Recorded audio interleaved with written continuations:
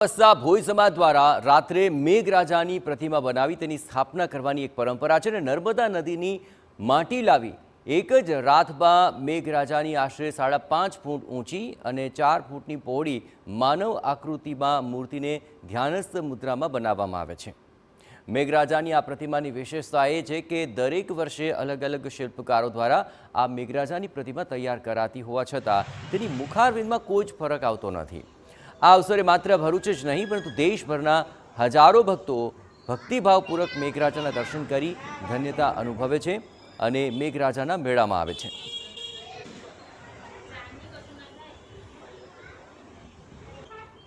વડેલો અમારો કોઈ સમાજ છે, ખૂબ ભજન કીર્તન કર્યા પણ કોઈ વરસાદનો અંસાર નહીં। એ સંત આવીને જોયું કે આ તો બહુ હદ થઈ ગઈ છે, તેવા એમને સંતે પ્રતિજ્ઞા લઈ લીધી, હે જલ દેવતા, હે ખેડૂતના દેવતા, જલ દેવતા, જો તું વરસાદ આ સમયમાં નહીં પડે તો તમારી મૂર્તિને અમે ખંડિત કરી નાખીશું। એક સન એ ઐતિહાસિક સન બની ગઈ અને થોડા સમયમાં વરસાદ ખૂબ પડ્યો, નદી નાલા સરોવર છલકાઈ ગયા, ખેડૂતો પણ આનંદનો ઉત્સાહ ના રહ્યો, જાણે દિવાળી જેવું વાતાવરણ થઈ ગયું કે આ શું થઈ ગયું।